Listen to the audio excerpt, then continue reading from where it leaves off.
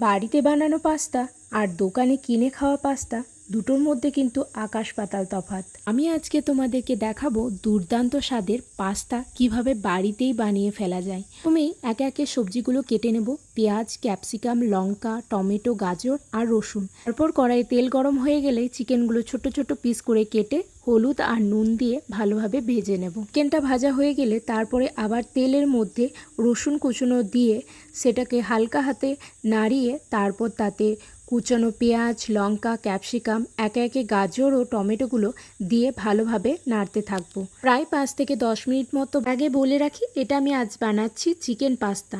একবার এই দুর্দান্ত স্বাদের পাস্তা বাড়িতে বিকালে টিফিনে বানিয়ে দেখুন, খেলে কিন্তু ছাড়তে পারবেন না। তারপর আমি তাতে দিয়ে দেবো জিরে ধনে গুঁড়ো, একটু গোলমরিচের গুঁড়ো। আমি যেহেতু একটু পরিমাণ গোলমরিচের গুঁড়ো দিয়েছি তাই ঝালটা কিন্তু খুব বেশি হবে না। তারপর ভালোভাবে নাড়িয়ে নেওয়ার পর তাতে দিয়ে দেবো পরিমাণ মতো চিকেনগুলো, যেগুলো আগে আমরা ভেজে রেখেছিলাম। তারপর এই যে সেদ্ধ করে রাখা পাস্তাগুলো একে একে দিয়ে দেব তার মধ্যে।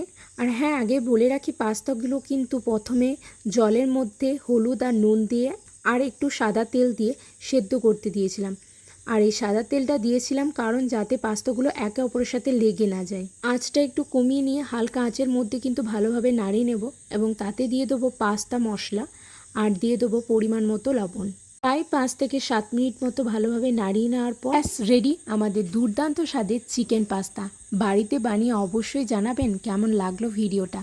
আর বাড়িতে তাড়াতাড়ি ঝটপট বানিয়ে ফেলো, সবাই চেটে পুটে খাবে আর আপনার নাম করবে।